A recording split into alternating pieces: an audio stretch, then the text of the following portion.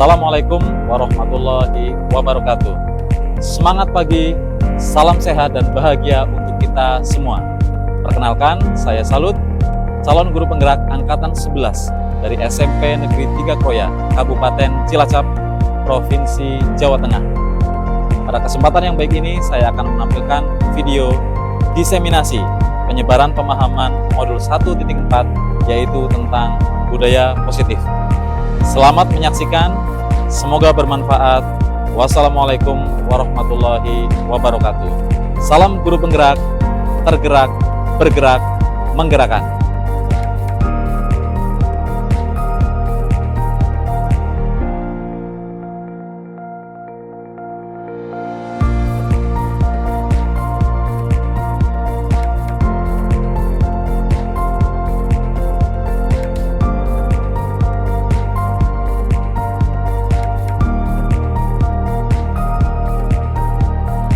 Sekarang sedang berlangsung latihan petugas upacara bendera di SMP Negeri 3 Kroya. Hal ini merupakan budaya positif yang ada di sekolah kami, di mana setiap kelas mempunyai peran dan tanggung jawabnya untuk menjadi petugas upacara. Dari kegiatan yang kita simak setelah ini, diharapkan peserta didik mendapatkan karakter disiplin, mandiri, dan bertanggung jawab.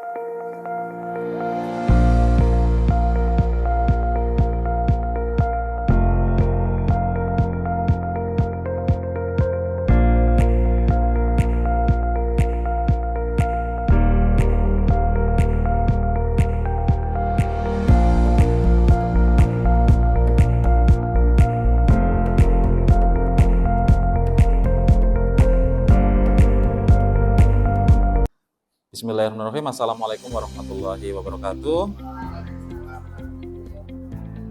Ya, terima kasih untuk teman-teman, rekan sejawat, Bapak dan Ibu guru dari SMP Negeri 3 Kroya yang sudah berkenan bergabung di sini dalam rangka diseminasi atau penyebaran pemahaman implementasi modul 1.4 yang sedang saya jalani di program pendidikan guru penggerak. Sebelumnya, untuk meningkatkan semangat kita hari ini, jangan lupa jargon sekolah kita tercinta SMP Negeri 3 Kroya. Bu Risa mungkin belum tahu, langsung menyesuaikan saja ya. Spenti Jaya, Spenti bisa, SMP Negeri 3 Kroya luar biasa. Tepuk tangan semuanya. Ya, hari ini adalah bagian dari penugasan saya yang dalam proses penempuhan pendidikan guru penggerak harus menyebarkan, harus berbagi dengan rekan sejawat semua tentang modul 1.4, yaitu budaya positif. Sebenarnya di sekolah kita tercinta itu kita sudah melaksanakan dari zaman dulu sampai sekarang ini, dan dikuatkan lagi dengan adanya pendidikan guru penggerak ini menjadi salah satu modul yang harus dipelajari oleh setiap calon guru penggerak. Di sini saya akan berbagi dengan teman-teman semua, semoga nanti acara hari ini bisa bermanfaat untuk semuanya. Marilah teman-teman, kita mulai pertemuan hari ini dengan membaca bacaan basmalah bersama. Bismillahirrahmanirrahim. Seperti Bapak dan Ibu ketahui bahwa pendidikan guru penggerak yang sedang saya tempuh ini berjalan selama 6 bulan dan hampir sudah 2 bulan saya jalani. Dan hari ini saya akan sharing tentang modul yang saya pelajari, dan ini memang ditugaskan untuk dibagikan dengan teman sejawat. Bapak dan Ibu sudah sering dengar dengan istilah budaya positif? Sering ya? Budaya itu kan berarti kayak kebiasaan. Budaya positif, hal-hal positif yang dilakukan pastinya dengan tujuan baik ya. Dengan tujuan baik untuk meningkatkan karakter dari peserta didik, untuk meningkatkan kenyamanan dalam pembelajaran. Itu diperlukan adanya sebuah budaya atau kebiasaan-kebiasaan yang baik. Oke, saya lanjutkan untuk slide berikutnya. Ada 8 konsep inti budaya positif.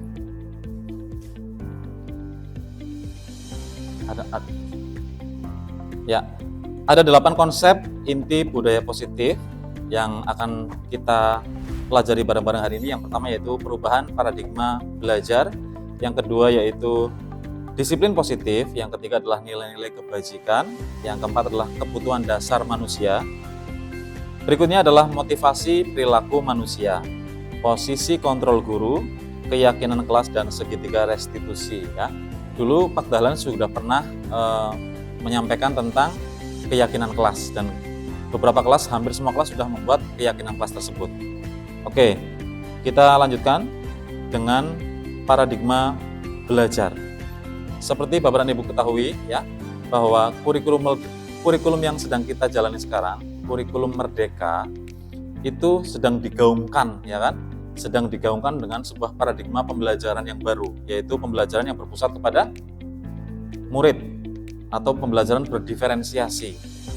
Dalam prakteknya, Bapak dan Ibu guru mungkin ada yang sudah mempraktekkan, ada yang mencoba mempraktekkan, ada yang sudah berkembang dalam mempraktekkan, ada yang mungkin belum sama sekali atau masih menggunakan cara lama, yaitu pembelajaran dengan teacher center atau pembelajaran berpusat kepada guru.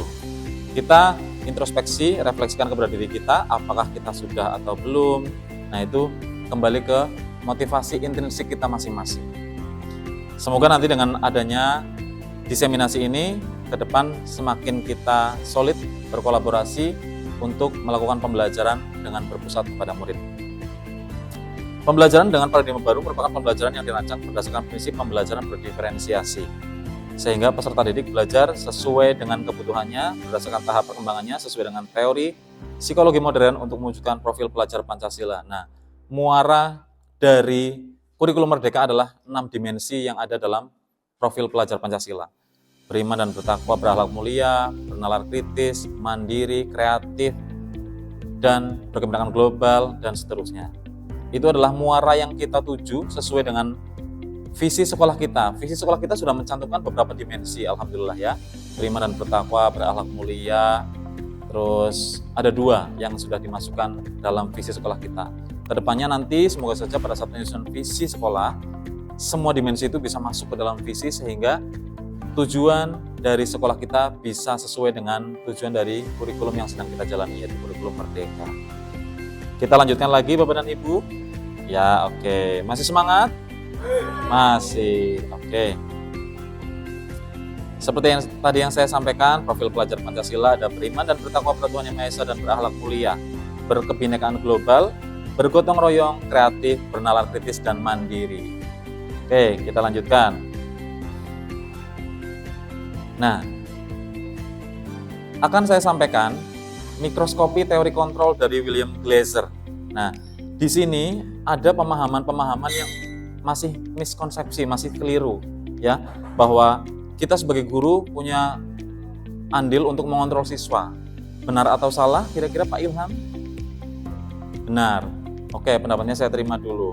Ada juga yang berpendapat bahwa kita nggak bisa mengontrol siswa. Nah, terus ada lagi ilusi bahwa semua penguatan positif, efektif, dan bermanfaat. Banyak sekali pendapat yang menyatakan miskonsepsi tentang ini dan akan kita urai bareng-bareng di slide berikutnya. Ada ilusi bahwa kritik dan membuat orang merasa bersalah dapat menguatkan karakter. Nanti kita akan bahas di peran kontrol guru. Materi ini ada. Terus ada juga ilusi bahwa orang dewasa memiliki hak untuk memaksa. Dan ini merupakan hal yang salah kaprah. Kita akan harus rubah dari sekarang ilusi-ilusi, miskonsepsi yang ada dalam kehidupan kita dalam berpendidikan supaya pendidikan bisa berjalan secara merdeka. Perlu Bapak Ibu ketahui, di modul 1.1 itu sangat menarik sekali dalam pendidikan guru penggerak, yaitu kita sebagai guru diibaratkan sebagai seorang petani, sebagai seorang pekebun. Kira-kira Bu Monik, maksudnya apa ya petani? Kita diibaratkan sebagai seorang petani ternyata, dan siswa adalah tanamannya. Berarti kita hanya bisa merawat, menumbuhkan, menciptakan media yang bersih dari hama, menyuburkan, memberikan kalau nyemprot-nyemprot itu namanya Bu Widi, pupuk-pupuk yang sesuai dengan padi yang sedang kita tanam misalkan. Kita sedang menanam jagung dengan menanam padi, apakah treatment atau perawatannya sama? Berbeda. Mungkin jagung nggak perlu disemprot-semprot atau didangir-dangir kanan kirinya. Kalau padi harus diwatun ya kan? Harus diairi, harus dibersihkan dari hama-hama. Nah, begitu juga dengan siswa kita. Ketika kita mendidik putra-putri kita, peserta didik kita memberikan treatment pada anak A dan anak B itu berbeda. Oh, anak ini harusnya dirawatnya seperti ini, dikasih motivasinya seperti ini. Oh, anak ini berbeda. Nah, setiap anak itu berbeda. Maka disitulah filosofi dari Ki Hajar Dewantara bahwa seorang guru adalah bagaikan seorang petani dan pekebun. Jadi kita sedang merawat sebuah tanaman, dan tanaman itu berbeda-beda. Enggak semuanya padi. Jangan semuanya dikasih treatment sesuai dengan padi, padahal ini jagung, padahal ini kacang tanah. Seperti itu. Bisa masuk ke dalam gambaran Bapak dan Ibu? Alhamdulillah. Oke. Di slide berikutnya di sini sangat relate sekali dengan slide sebelumnya, yaitu mengubah paradigma stimulus respon ke teori kontrol. Di sebelah kiri ada stimulus respon tentang dunia. Realitas kebutuhan kita sama, padahal kebutuhan kita berbeda-beda. Bu Monik mungkin udah nggak butuh mobil lagi, nggak butuh apa lagi dan lain-lain. Kalau Mas Ilham dan saya masih butuh. Nah itu kita butuhnya berbeda-beda. Seperti itu. Selamat datang Pak Rianto, silakan. Oke, yang kedua, semua orang melihat hal yang sama. Teori kontrol tentang dunia yaitu setiap orang memiliki gambaran yang berbeda. Betul sekali. Terus yang ketiga, kita mencoba mengubah orang agar berpandangan sama dengan kita. Apakah bisa dilakukan? Kita paksakan mereka untuk punya pandangan yang sama? Pokoknya saya milih A. Teman-teman harus punya pandangan seperti saya harus memilih A. Tidak bisa. Ya, semua perilaku memiliki tujuan. Kita berusaha memahami pandangan orang lain tentang dunia. Kita harus bisa memahami perbedaan tentang pandangan orang lain tentang dunia. Terus orang lain bisa mengontrol saya, hanya Anda yang bisa mengontrol diri Anda. Betul sekali. Siapa yang bisa mengontrol diri kita sendiri? Pastinya kita sendiri, bukan orang lain.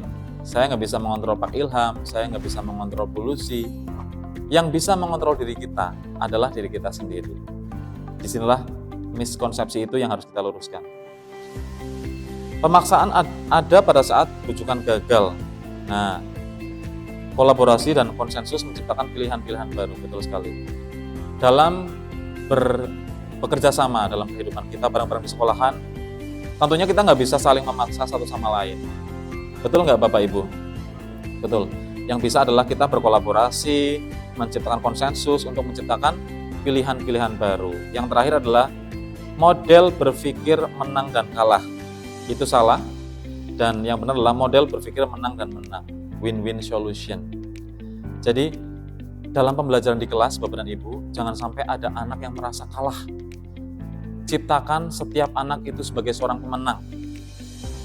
Ya, jadi jangan sampai misalkan pelajaran saya adalah pelajaran bahasa Inggris. Oke, Agus pintar bahasa Inggrisnya, terus dia kalah di bahasa Inggrisnya. Jangan diciptakan seperti itu. Kita kuatkan, misalkan Agus pintar bahasa Inggris, Budi tidak pintar bahasa Inggris, tapi dia adalah atlet Popda. Kita kuatkan dengan kelebihan dari Budi itu. Oh iya Mas Agus, bagus. Mas Budi luar biasa kemarin juara Popda. Ciptakan semua siswa kita sebagai seorang pemenang. Jangan sampai ada siswa yang kalah. Bisa dipahami Bapak dan Ibu? Alhamdulillah. Kita lanjutkan untuk teori kontrol slide berikutnya. Oke, kita mulai pembahasan tentang kata disiplin. Ini Pak Ilham ya sebagai tenaga keamanan di sekolah ya, sebagai Pak Satpam di sini. Sangat penting sekali untuk melaksanakan, menerapkan, mengimplementasikan apa itu kata disiplin. Betul Pak Ilham? Betul. Setiap pagi Pak Ilham berdiri di perempatan PGRI, perempatan sekolah kita, mengatur lalu lintas, setelah jam 7 kembali ke sekolah. Itu adalah salah satu bentuk kedisiplinan. Bapak dan Ibu guru juga sama. Berangkat dari rumah sampai sini langsung masuk kelas, itu adalah satu bentuk tindakan disiplin. Disiplin menurut Diana Gosen berasal dari bahasa Latin yang tertuliskan disiplina, yang berarti artinya belajar. Kata disiplina juga berasal dari kata-kata yang sama, yaitu display atau murid dan pengikut. Itu adalah makna kata dari kata disiplin. Bu Kokom sudah ngantuk? Oke, marilah kita isi dengan ice breaking dulu ya, boleh ya? Oke, yuk berdiri Bapak dan Ibu. Sambil tepuk tangan aja ya. Bu Lucy bisa? Udah selesai sarapannya? Oke, dilanjutkan ya. Saya akan menyanyikan sebuah lagu, nanti Mas Ilham akan melakukan gerakan, ikuti gerakan Mas Ilham ya. Bapak dan Ibu ikut tepuk tangan aja, kalau bisa nyanyi lagunya ini alhamdulillah ya. Marilah kita semua bergembira bersama, hilangkan sedih dan duka, mari kita gembira. Ya Ham, joget. Tirukanlah, tirukanlah, tirukanlah, tirukanlah, tirukanlah, tirukanlah. Kokom sekarang yang bergerak ya. Marilah kita semua bergembira bersama. Nanti Bu, hilangkan sedih dan duka. Mari kita gembira. Yuk gerakannya. Tirukanlah, tirukanlah, tirukanlah, tirukanlah, tirukanlah, tirukanlah. Tepuk tangan untuk Bapak dan Ibu semuanya. Oke, terima kasih sekali sudah nggak ngantuk. Insya Allah kita lanjut lagi ya. Oke, baiklah. Pembahasan berikutnya yaitu tentang disiplin positif. Merupakan salah satu cara penerapan disiplin yang bertujuan untuk menumbuhkan kesadaran bahwa memberdayakan peserta didik tanpa imbalan penghargaan atau reward, ancaman, dan hukuman. Jadi penerapan disiplin di mana jangan sampai ada embel-embel, oh anak-anak saya berangkat gasik biar dapat hadiah dari Pak Guru, biar dibilang anak rajin, hindari seperti itu. Ataupun takut karena ancaman dan hukuman, aduh saya harus berangkat gasik, mau nanti disuruh push up sama Pak Ilham. Nah, itu bukan budaya positif. Budaya positif itu muncul dari dalam diri sendiri, motivasi intrinsik dari dalam diri untuk melakukan hal baik untuk kebaikan dirinya sendiri. Itulah budaya positif. Oke. Tujuan dari disiplin positif: menanamkan motivasi kepada semua siswa kita agar mereka menjadi orang yang mereka inginkan dan menghargai diri sendiri dengan nilai-nilai yang mereka percaya.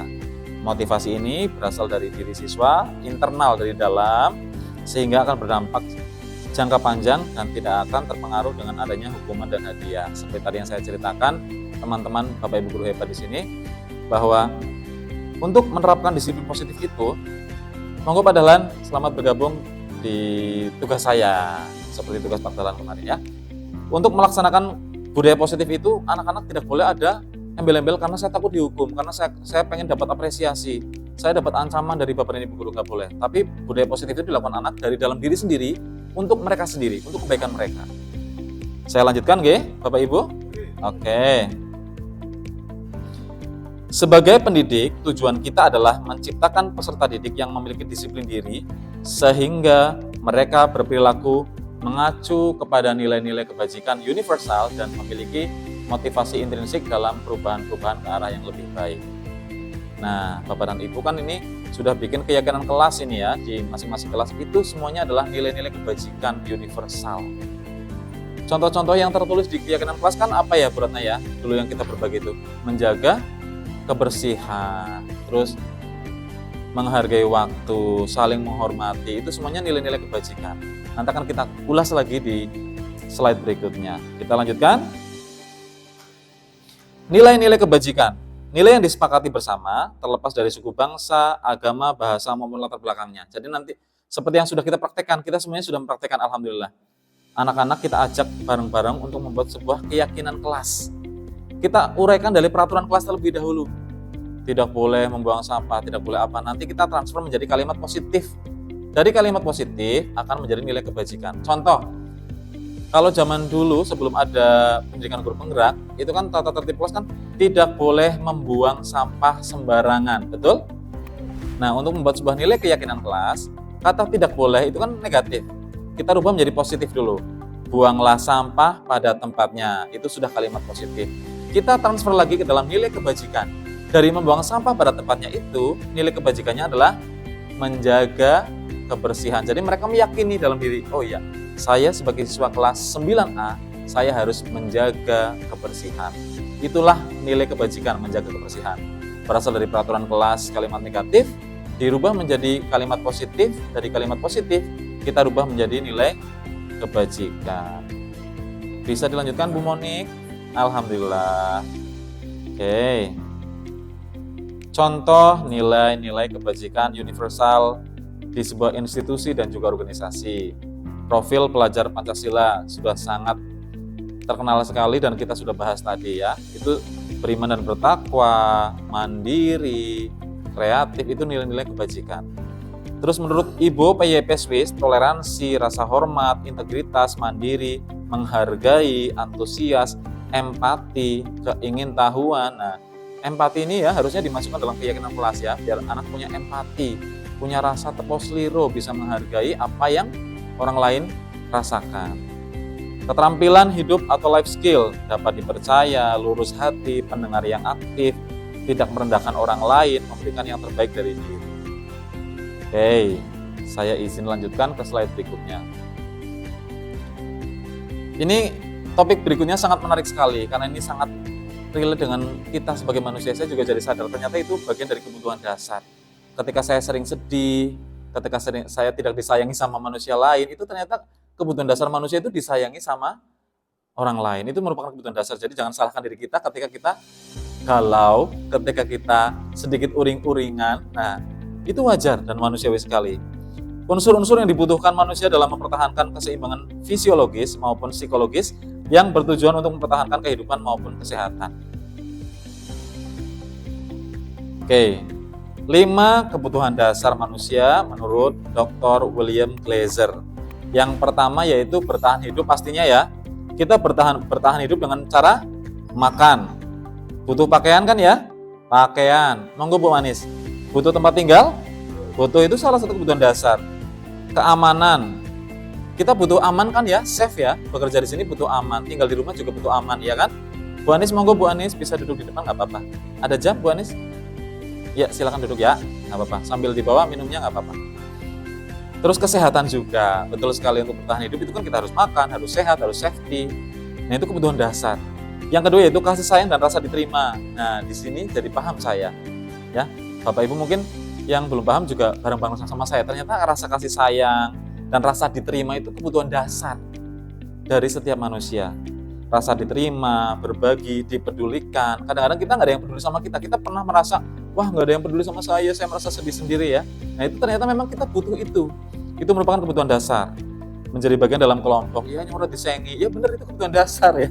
Aku udah disengi makan-makan, saya nggak diajak jalan-jalan, saya nggak diajak dalam kepanitiaan. Kadang-kadang saya pernah mengalami, semua pasti mengalami seperti itu. Dan itu ternyata kebutuhan dasar kita. Jadi tolong dimaklumi diri kita ketika kita sedang berada di posisi itu, karena itu merupakan bagian dari kebutuhan dasar. Ya Mas Ilham ya, Mas Ilham pasti pernah merasa, ya aku udah disengi, Pak Salut gitu ya. Nah, itu kebutuhan dasar Mas Ilham. Besok saya ajak ya. Oke. Dan hari ini ada yang ulang tahun ya. 22 Agustus 2024. Siapa yang ulang tahun? Bu Retno. Selamat ulang tahun Bu Retno. Panjang umur, sehat selalu.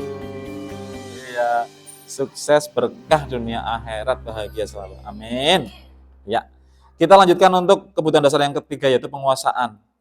Harga diri, keinginan untuk dianggap, memimpin, berprestasi, diakui dan didengar. Ya kan? Kita kalau berbicara pengen didengar, itu kebutuhan dasar. Kita pengen dihargai, betul sih ya, pengen dihargai, kerja saya dihargai dong. Maksudnya bukan dihargai 70, 80 bukan. Maksudnya agak dianggap sedikit gitu. Betul, itu kebutuhan dasar. Itu namanya bagian dalam penguasaan. 2 yang terakhir itu kebebasan dan kesenangan. Kalau kita ibaratkan peserta didik kita, anak-anak sering mengeluh, Pak Guru, pembelajaran kenapa di kelas terus, nggak pernah di luar. Nah, mereka ternyata butuh kebebasan. Ada juga yang mungkin, Pak, masa sepak bola terus, pengen main basket. Nah, mereka butuh kebebasan untuk mengekspresikan diri mereka. Itu contoh kasus dari kebutuhan kebebasan dari peserta didik. Ya. Terus yang kedua, kesenangan, humor, bermain, antusiasme, tertawa. Nah, anak-anak kita juga punya kebutuhan pengen ketawa di kelas Bapak dan Ibu. Sesekali yuk kita ajak mereka tertawa, kita melucu, kita humor. Kalau Bapak dan Ibu guru hebat SMP 3 Kroya, saya percaya sudah semuanya punya sisi humorisnya ada, terus mengajak bermainnya di kelas juga ada. Iya kan Bapak Ibu? Ya. Alhamdulillah. Nah, kita itu perlu menjadi seorang pendidik yang bisa seperti ini, memenuhi kebutuhan dasar mereka. Jadi ketika anak ada yang melakukan pelanggaran disiplin positif, jangan langsung dihakimi, oh kamu anak nakal ya, nggak boleh seperti itu. Ada caranya nanti dengan cara melakukan manajemen segitiga restitusi. Di slide-slide terakhir nanti ada. Ini sangat menarik sekali materinya. Kita lanjutkan. Nah, kita dalam berperilaku setiap hari itu pasti punya motivasi. Kalau peserta didik juga sama, rajin ke ruang guru, jemput Bapak dan Ibu guru. Motivasinya karena mungkin pengen dialem, pengen dipuji, atau pengen dapat nilai tambahan. Mereka pasti punya motivasi. Kita juga sama. Nah, kita sebagai manusia di dunia pendidikan, di SMP Negeri 3 Kroya, terkadang kita punya motivasi. saya berangkat rajin lah, berangkat gasik, biar nggak ditegur sama pimpinan. Kadang-kadang kita kan ada motivasi-motivasi sendiri ya kan, biar aman, biar saya nggak sakit hati. Perilaku manusia untuk mendapatkan suatu tujuan guna memenuhi kebutuhan dasarnya. Nah, di sini ada motivasi ekstrinsik yang dari luar dan juga motivasi intrinsik. Saya bahas yang motivasi menurut Diana Gosen, motivasi intrinsik untuk menjadi orang yang mereka inginkan dan menghargai diri sendiri dengan nilai-nilai yang mereka percaya. Nah, ini yang bagus yang harus kita terapkan, yaitu motivasi dari dalam diri kita. Oh, saya pengen disiplin supaya semua pekerjaan saya bisa selesai dengan baik, tepat waktu. Oh, saya pengen bisa menghargai orang lain supaya kolaborasi dalam sekolah, kerjasama, dan silaturahmi tidak pernah terjadi perselisihan. Kita harus punya motivasi di dalam, bukan hanya dari luar saja. Ya, motivasi ekstrinsik contohnya adalah untuk menghindari ketidaknyamanan atau hukuman. Seperti tadi saya bilang, anak-anak berangkat gasik untuk menghindari supaya nggak dikasih hukuman sama bapak ibu guru. Banyak sekali kita jumpai seperti itu ya kan? Nah, untuk mendapatkan imbalan atau penghargaan dari orang lain. Nah, kadang-kadang kita juga sama masih ya, karena itu kebutuhan dasar kita untuk dihargai. Pengen makan gasik, main-main dan dianggap guru rajin. Itu wajar sekali motivasi itu. Tapi yang baik adalah motivasi intrinsik. Memang kita dari dalam diri pengen disiplin, pengen memberikan nilai kebajikan yang baik kepada rekan-rekan guru sejawat, kepada putra-putri kita, peserta didik kita. Kita lanjutkan. Nah, ini guru BK pasti paham sekali, Bu Ratna, Bu Monik, dan juga Pak Ilham selaku keamanan sekolah. Ada 3 istilah dalam penerapan budaya positif yang sering kita jumpai. Yang pertama itu hukuman, konsekuensi, dan restitusi. Ini pernah kita lakukan semua. Saya juga pernah melakukan semua. Bapak Ibu pernah nggak? Pernah. Kalau hukuman itu tidak direncana, tiba-tiba murid tidak akan tahu apa yang akan terjadi, tidak dilibatkan. Bersifat satu arah berupa hukuman fisik atau psikis. Untuk di masa sekarang, insya Allah sudah tidak ada ya Bapak Ibu ya. Tapi di masa-masa dulu pada saat kita belajar di SMP, di SD, di SMA masih kita jumpai, ya kan? Saya punya pengalaman pribadi pada saat di SMP di sini. Kelihatan duduk di atas meja saya dan teman-teman saya sekelas di sana, didatangi sama Pak Guru, disabet pokoknya pakai penggaris. Itu namanya berarti hukuman. Jeder, suruh mapan di papan tulis, ditaboki satu-satu pakai penggaris. Itu yang saya alami, itu namanya hukuman. Yang kedua, konsekuensi. Kalau hukuman ini tidak terencana, spontanitas, Bapak dan Guru, kamu berangkat terlambat push up, itu namanya hukuman. Kalau konsekuensi itu sudah terencana, disepakati sesuai dengan aturan, murid tetap dibuat tidak nyaman, sikap guru selalu memonitor murid.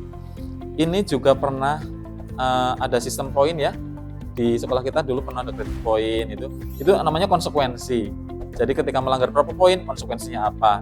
Melanggar budaya positif atau peraturan di sekolah, ada konsekuensinya. Nah, kemarin pada saat kita sosialisasi tata tertib sekolah, alhamdulillah sudah ada sistem poin. Jadi sudah lebih lunak lagi, hanya tata tertib sekolah saya cocok sekali. Jadi nggak ada kriteria melakukan ini nanti dikeluarkan, itu tidak boleh di era kurikulum merdeka seperti ini. Yang paling tepat adalah restitusi. Jadi restitusi ini adalah proses menciptakan murid untuk memperbaiki kesalahannya, proses kolaboratif bekerja sama yang saling mengajarkan murid untuk mencari solusi sendiri dan bertanggung jawab. Jadi kemarin saya sudah mempraktekkan terhadap siswa kelas 9C, ada 2 anak, satu yang tertidur, satu lagi yang berangkat terlambat. Saya coba restitusi, saya ajak ngobrol mereka, kenapa mereka terlambat, berangkat sekolah jam berapa, terus saya validasi kesalahan mereka itu perbuatan yang salah dan jangan diulangi. Terus saya motivasi mereka untuk coba cari solusi sendiri bersama keluarga supaya kamu bisa berangkat gasik dan tidak terlambat, supaya kamu tidak tidur di dalam kelas. Dengan pendampingan kita sebagai guru mereka di sekolah. Itu yang diterapkan dalam pendidikan guru penggerak seperti itu. Insya Allah ke depannya, kalau guru BK atau konseling di SMP 3 Kroya sudah seperti itu. Sudah bagus banget. Di sini saya acungi jempol, tepuk tangan dong untuk guru BK SMP 3 Kroya. Sudah nggak ada lagi hukuman, sudah nggak ada lagi konsekuensi, alhamdulillah. Ya, silakan Pak Goni bisa bergabung dengan saya. Oke, kita sebagai tenaga pendidik, sebagai guru, mempunyai 5 posisi kontrol. Di mana tujuan dari posisi kontrol yaitu membuat siswa dapat menjadi pribadi yang mandiri, merdeka dan bertanggung jawab atas segala perilaku dan sikapnya yang pada akhirnya dapat menciptakan lingkungan yang positif, aman, dan nyaman. Kita simak untuk slide berikutnya. Nah, Bapak Ibu bisa melihat, Pak Guni bisa melihat dari belakang, Pak Guni?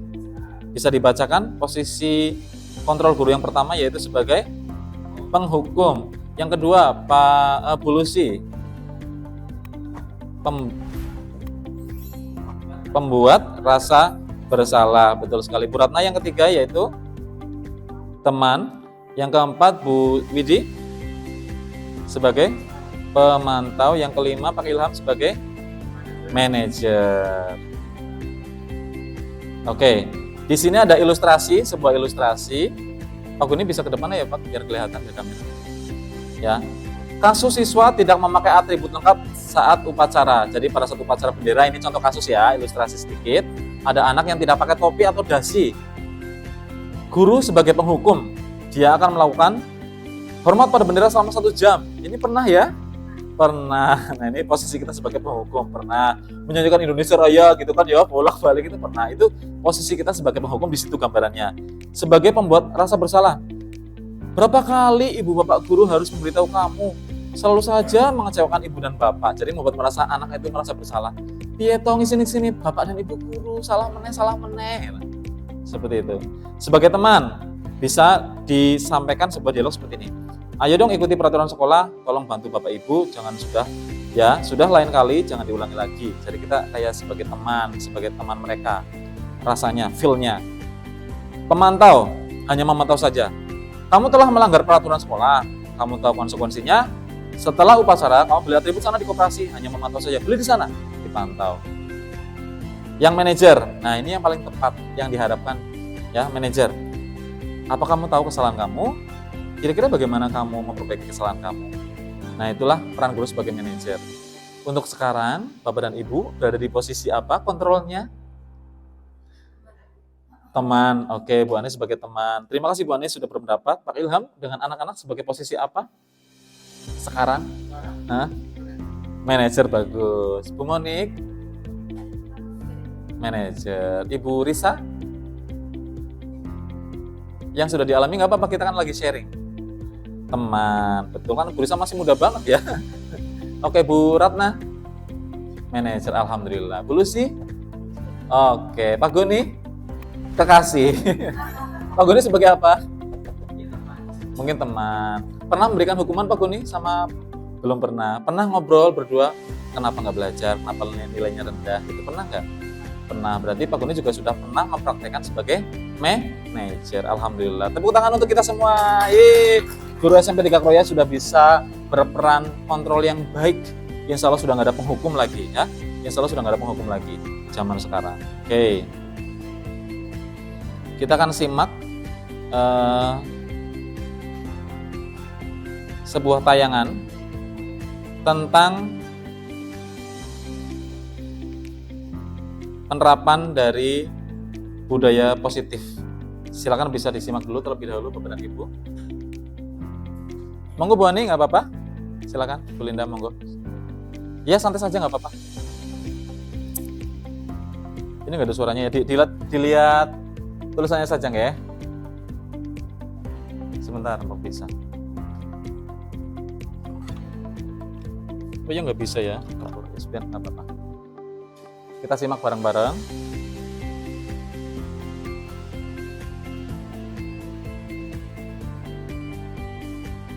Nah, seperti tadi yang saya bilang,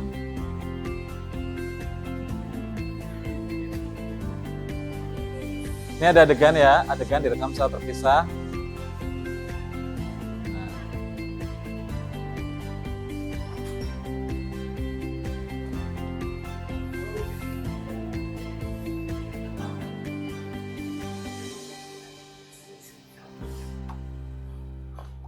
Besok semuanya ikut guru penggerak pokoknya SMP 3 Kroya harus.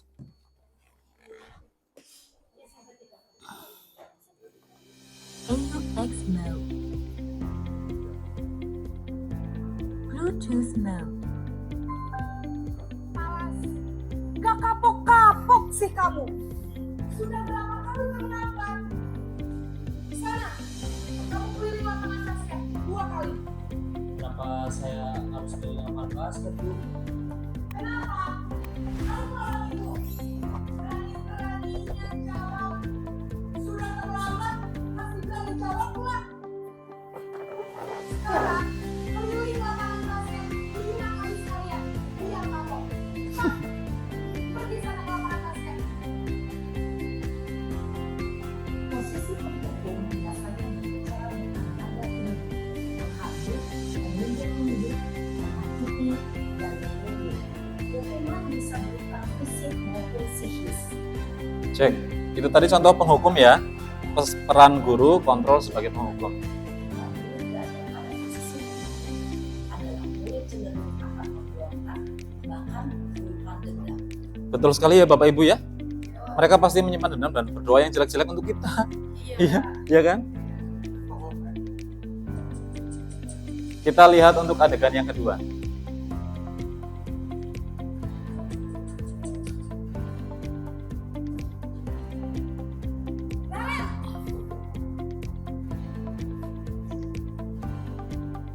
Selamat pagi, Bu. Naren, kamu kenapa terlambat lagi, nak? Ya Tuhan, Naren. Kamu senang ya bikin ibu susah ya? Kalau kamu terlambat lagi, nanti ibu yang ditegur bapak kepala sekolah, nak. Disangka ibu tidak bisa membina kamu. Duh, gimana ini? Maaf, Bu. Duh, Gusti Naren. Kamu suka ya kalau ibu tegur bapak kepala sekolah? Terus? Ini adalah salah satu contoh dari peran kontrol guru sebagai membuat rasa bersalah kepada peserta didik. Ibu harus apa coba? Maaf, Bu. Maaf sekali. Ya sudah, lain kali jangan bikin ibu susah lagi anak ya. Ibu tidak akan kuat lagi kalau kamu begini terus. Bisa jantungan kalau ibu tegur bapak kepala sekolah. Bahaya sekali ya. Maaf ya, Bu. Maaf sekali.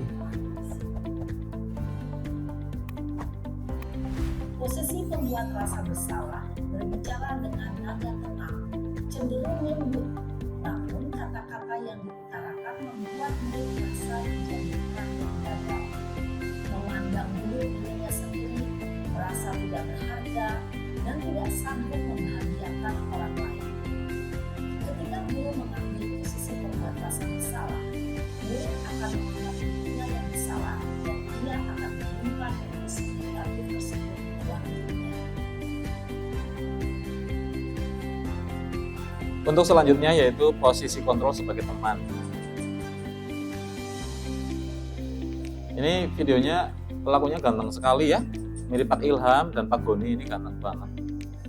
Ini kalau ibu gurunya seperti siapa ya?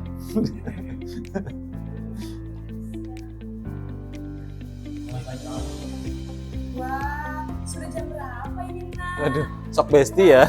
Ya sayang. Ih sayang. Ih saya sering loh bilang saya. Saya, Bu. Kamu malah menyalahkan ibu kamu. Kamu bukannya anak yang paling pagi kerja. Kok terlambat sih?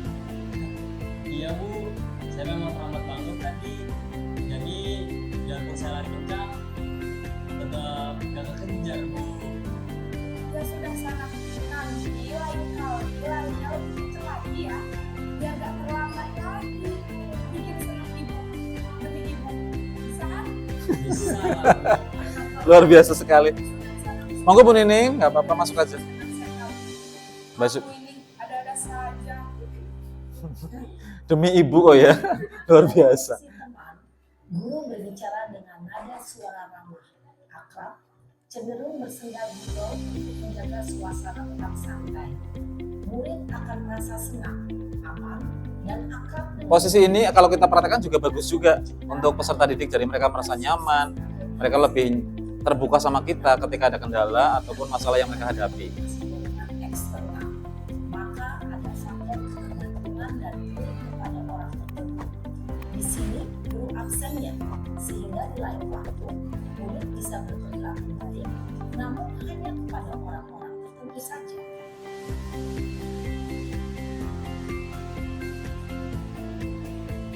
Untuk ilustrasi berikutnya adalah guru sebagai pemantau.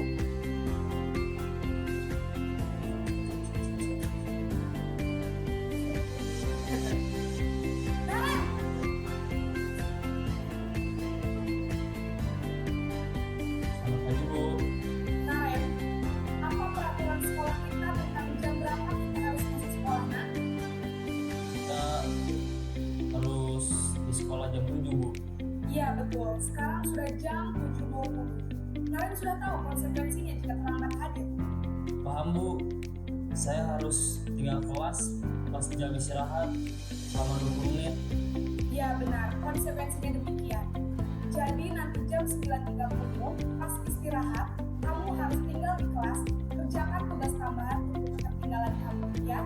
Baik Bu. Insya Allah sudah masuk saja Bu Nur. Iya. Pemantau di sini sudah tidak ada lagi ya di sekolah kita ya. Sudah tidak ada konsekuensi. Insya Allah kita sudah semuanya udah fleksibel dalam menghadapi peserta didik kita selama kehidupan sehari-hari di sekolah.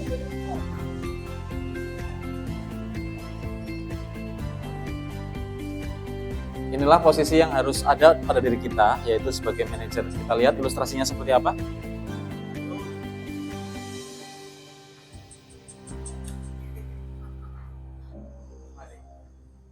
Naren,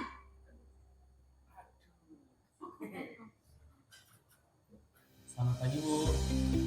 selamat pagi Naren. Maaf Bu, saya terlambat. Iya, sekolah masuknya jam 7, sekarang sudah jam 7.20. Jadi sekarang bagaimana ini Naren? Maaf Bu, saya lupa setel alarm saya semalam. Baiklah, menurut kamu, keyakinan sekolah yang mana yang perlu kamu tingkatkan? Nah, di sini selalu dikaitkan Menghadapi diri sendiri, dengan keyakinan kelas yang sudah ada. orang lain tidak Bu. Setuju. Jadi, apakah Naren meyakini prinsip saling menghormati tersebut? Iya Bu, saya meyakininya. Apakah Naren bersedia memperbaiki masalah keterlambatan ini? Bersedia Bu. Bagaimana kamu akan memperbaiki masalah keterlambatan ini? Saya akan coba untuk tidak lupa setel alarm saya Bu. Baik, kalau Naren meminta alat di rumah, ada orang yang kira-kira bisa bantu mengingatkan tidak? Ada Bu, kakak saya, Kak Emma. Ada lagi selain KM? Selain Kak Emma, ada ibu saya. Baik, jadi yang mengingatkan Naren adalah Kak Emma dan ibu kamu ya. Kira-kira akan mulai setel alarm kapan nih, Naren? Setelah pulang sekolah, akan segera saya lakukan. Baik, jadi Naren akan setel alarm untuk bangun besok pagi dan akan diingatkan oleh kakak dan ibunda Naren ya. Ada lagi yang mungkin perlu dilakukan Naren agar tidak terlambat bangun lagi. Tidak ada Bu. Baik Naren, terima kasih untuk bersama kami. Sekarang kamu perlu kembali ke kelas lagi. Baik Bu, terima kasih. Ya, di fase manajer ini, di posisi manajer, kita bisa lihat tadi ekspresi peserta didik ketika ditanya ya, dia tidak merasa bersalah, dia senang sekali, dia nggak merasa takut. Nah, itulah yang diharapkan bisa kita terapkan di sekolah kita ini.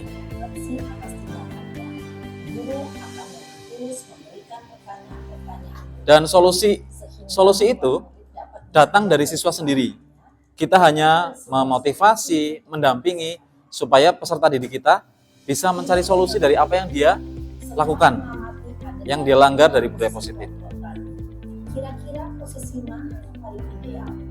Posisi mana yang dapat menunjang motivasi prinsip murid? Ya, tentu posisi manajer. Posisi ini memang posisi ideal yang ingin dituju setiap guru. Pada posisi inilah, guru dapat menerapkan disiplin positif dan berpihak pada murid yang memerdekakan murid. Perjalanan seorang pendidik tentunya tidak mudah sampai. Oke, tadi ada video ilustrasi tentang 5 posisi kita, dan tadi posisi yang paling tepat kita sebagai pendidik adalah sebagai manajer ya, meskipun posisi teman juga baik.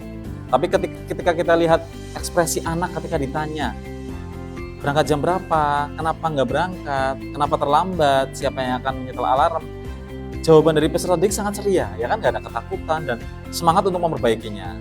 Tapi ingat, tugas kita sebagai Bapak dan Ibu guru harus terus mendampingi dan mengingatkan supaya peserta didik kita bisa memperbaiki apa-apa yang sudah dilanggar dari keyakinan kelas mereka. Oke. Sekarang ada satu pertanyaan nih. Tadi sebenarnya sudah saya tanyakan. Aku pada posisi kontrol yang mana?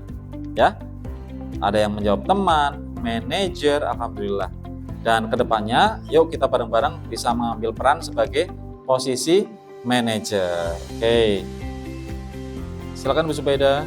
Kak Saleh, monggo bergabung lagi. Ya.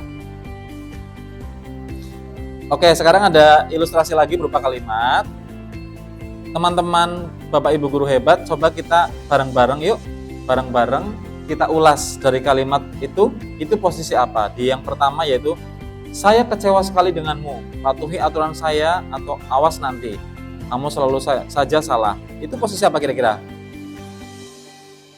Saya kecewa sekali denganmu, patuhi aturan saya atau awas nanti, kamu selalu saja salah.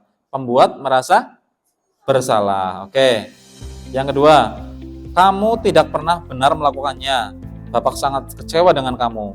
Berapa kali ibu harus memberitahu kamu ya? Masih sama ya? Pembuat merasa bersalah. Ayo bantulah demi ibu ya. Ayo ingat, tidak semua bantuan ibu selama ini demi ibu. Tadi muncul sebagai teman. Demi ibu ya, berangkat gasi gitu kan. Sebagai teman. Oke, next. Kamu telah melanggar peraturan. Apa yang telah kamu lakukan? Pemantau, betul sekali. Bu Lucy coba. Apa yang kita yakini? Keyakinan kelas. Apa yang kamu yakini? Jika kamu meyakininya, apakah kamu bersedia memperbaikinya? Manajer. Ini posisi yang diidam-idamkan. Dan insya Allah semuanya bisa. Kita bisa bersama di posisi manajer. Oke, kita masuk ke slide tentang keyakinan kelas. Mengapa keyakinan kelas? Mengapa bukan peraturan kelas? Kalau dulu kan ya tata tertib kelas, peraturan kelas. Kenapa harus keyakinan kelas? Keyakinan kelas merupakan nilai-nilai kebaikan atau prinsip-prinsip yang disepakati secara universal, secara umum.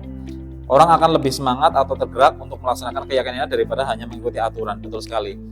Harus meyakininya dari intrinsik, dari dalam. Ketika sudah meyakininya, mereka melakukan dengan sepenuh hati dan juga ikhlas dan juga senang. Tidak karena ada aturan, tidak boleh terlambat. Nah, mereka akan terikat dengan sebuah aturan. Tapi ketika sudah meyakini sebuah keyakinan kelas, mereka akan berjalan dengan sendirinya, mematuhi apa yang sudah diyakini bersama di kelas.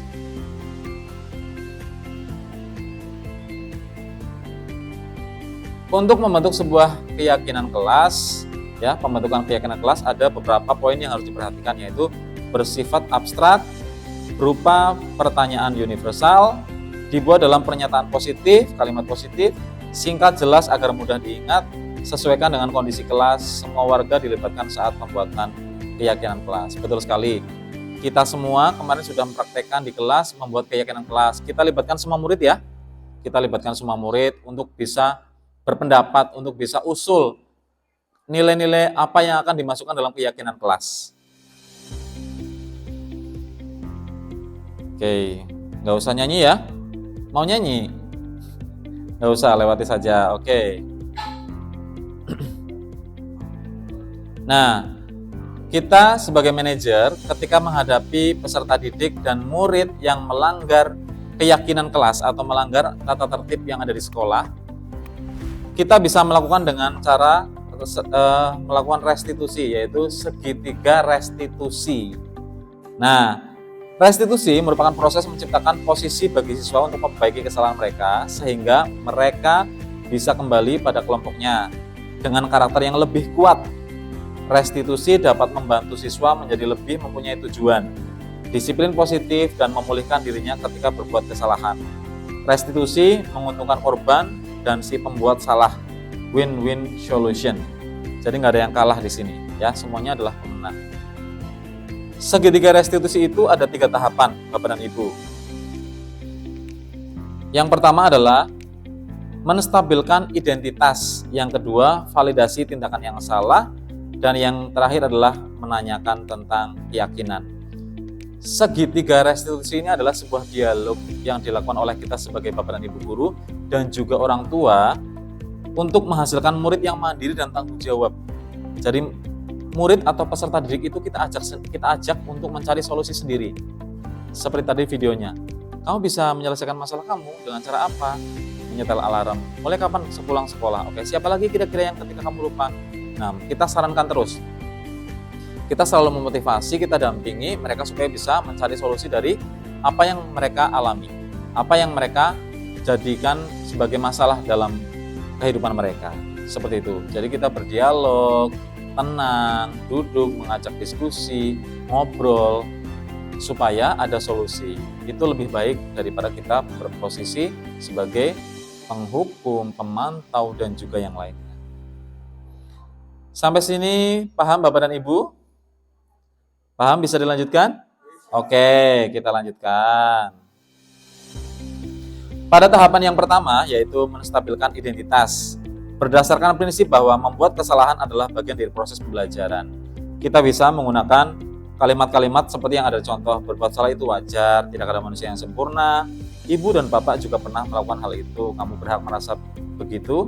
Ibu dan bapak ingin mencari solusi permasalahan ini. Jadi kita stabilkan dulu mereka supaya mereka jangan merasa bersalah melakukan pelanggaran yang berat gitu. Tapi nggak apa-apa, bapak dan ibu juga dulu pernah bolos, pernah nggak berangkat, pernah terlambat. Tapi bapak dan ibu dulu belajar untuk memperbaiki, seperti itu. Kepada siswa kita bisa mengatakan seperti itu. Tidak ada manusia yang sempurna. Semuanya punya jalan masing-masing. Itu salah satu cara untuk menstabilkan identitas. Berikutnya lagi, validasi tindakan yang salah. Berdasarkan prinsip setiap perilaku adalah upaya untuk memenuhi kebutuhan dasar. Contoh kalimat yang bisa kita sampaikan adalah, padahal kamu bisa melakukan yang lebih buruk dari ini ya.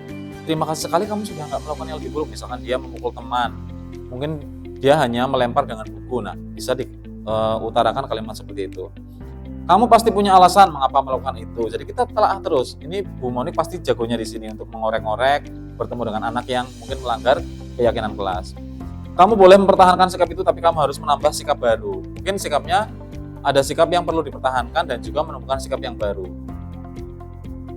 Oke, dan yang tahapan yang terakhir yaitu menanyakan keyakinan kelas. Putri Kustina bisa duduk di depan, Bu, duduk aja di depan, di mejanya Bu Subeda. Oke, Pak Sugeng.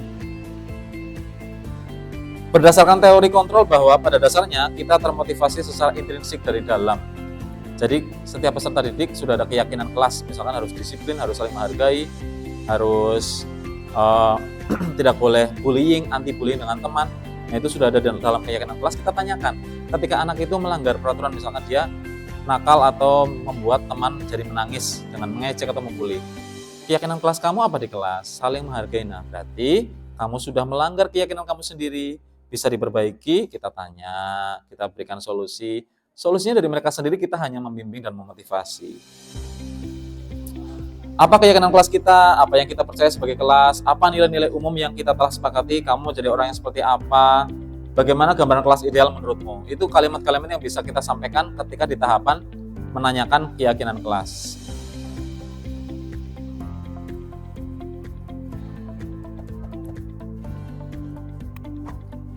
Oke, Bapak dan Ibu, ini ada satu contoh kasus. Kita baca bareng-bareng ya. Ariel namanya, dia sering buat gaduh di kelas. Seperti pagi itu ketika anak-anak belajar dengan kelompoknya. Ariel dan Rafil terlibat dalam pertengkaran. Jadi dalam satu kelas itu, Ariel dan Rafil bertengkar. Mereka berkejar-kejaran sangat emosi hingga saling adu mulut. Hingga Ariel memukul Rafil di bagian bahunya, sampai memukul bagian bahu. Rafil pun menangis. Setelah ditelusuri, ternyata Ariel tidak terima kalau Rafil dijadikan ketua kelompok. Jadi cemburu. Lah, Rafil jadi ketua kelompok, saya enggak. Jadi mereka bertengkar. Dia mau ketuanya adalah dirinya. Berdasarkan kebutuhan dasar manusia, Ariel menginginkan kekuasaan. Ya, penguasaan. Dia pengen sebuah penguasaan. Saya menguasai kelompok. Nah, kita bisa menerapkan segitiga restitusi dengan cara apa? Bu Monik bisa dibantu untuk misalkan Mas Ilham sebagai Ariel. Sini Mas Ilham, berperan sini Mas. Sebagai Ariel, dipanggil ke ruang konseling sama Bu Monik. Ya. Nah, kan gelut sama Rafil tuh. Ternyata Mas Ilham itu cemburu sama Rafil karena Rafil jadi ketua kelompok, saya enggak pengen jadi ketua. Nah, kebutuhan dasarnya dia pengen penguasaan, ya. Nah, di situ berarti Bu Monik akan melakukan hal yang pertama, yaitu menstabilkan identitas. Monggo Bu Monik, praktiknya berarti seperti apa, Bu?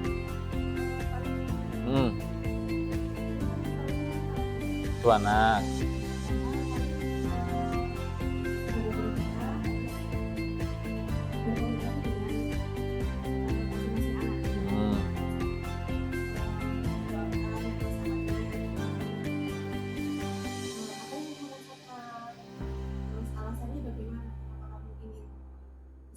Misalnya psikolognya yang ingin otot pengen jadi kelasnya misalnya, terus kamu kan kasih anak itu perasaannya, terus kemudian nanti kasih anak itu ya menemukan sisi positifnya apa, kalau misalnya pengaruhnya apa, misalnya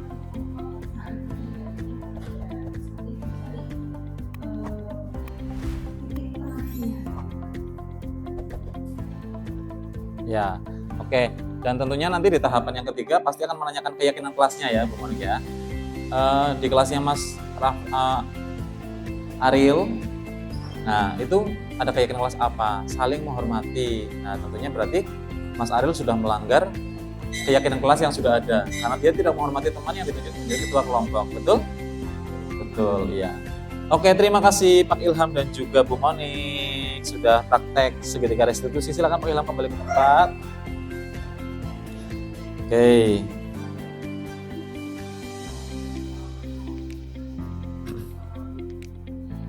Oke, kita ice breaking dulu yuk Bapak dan Ibu. Kita berdiri yuk. Ayo Bu Anis di sebelah sini. Ya. Oke, Bu Risa sebelah sana. Yuk kita pegangan pundak di sini Bu Monik sini. Ya, Bu Kokom Putri Kustina, yuk ikut berdiri yuk. Ya, di barisannya Mas Ilham, menghadap ke sini. Kita ice breaking sebentar sebelum nanti acara diseminasi ini saya tutup. Menghadap ke barat ya. Yuk pegang pundak depannya yuk. Kita nyanyi bareng. Hujan rintik-rintik, hujan rintik-rintik. Pegang pundaknya yuk kakak. Kayak gini aja, gini. Hujan rintik-rintik, hujan rintik-rintik. Hujan rintik-rintik, hujan rintik-rintik. Hujan batu kayak gini kan, tapi jangan keras-keras ya. Hujan-hujan batu, hujan-hujan batu, hujan-hujan batu, hujan-hujan batu. Pak Rianto silakan masuk Pak Rianto. Ikutan yuk, petir menyambar ditabok. Petir menyambar, petir menyambar, petir menyambar, petir menyambar. Ombak-ombak badai berarti ombak goyang-goyang ya. Ombak-ombak badai, ombak-ombak badai, ombak-ombak badai, ombak-ombak badai. Hujan uang taplek aja ya. Hujan-hujan uang, hujan-hujan uang, hujan-hujan uang, hujan-hujan uang. Yuk dari awal ya. Iya kepenak. Balik kanan kasihan, gantian ya. Ya. Yang Mas Ilham nggak usah. Hah? Ini mau closing sebentar. Ya. Hujan-hujan rintik, hujan rintik-rintik. Ilham sini Ham. Rintik. Hujan rintik-rintik. Hujan-hujan batu, hujan-hujan batu, hujan-hujan batu, hujan-hujan batu. Petir, petir menyambar, petir menyambar, petir menyambar, petir menyambar. Terima kasih. Iya. Oke Bapak dan Ibu, diseminasi dari saya sudah selesai. Alhamdulillah. Tapi sebelumnya saya akan melakukan refleksi kegiatan hari ini. Ya, Ibu Anis bisa pegang saya. Kita sudah belajar apa ini? Sama saja. Usah banyak.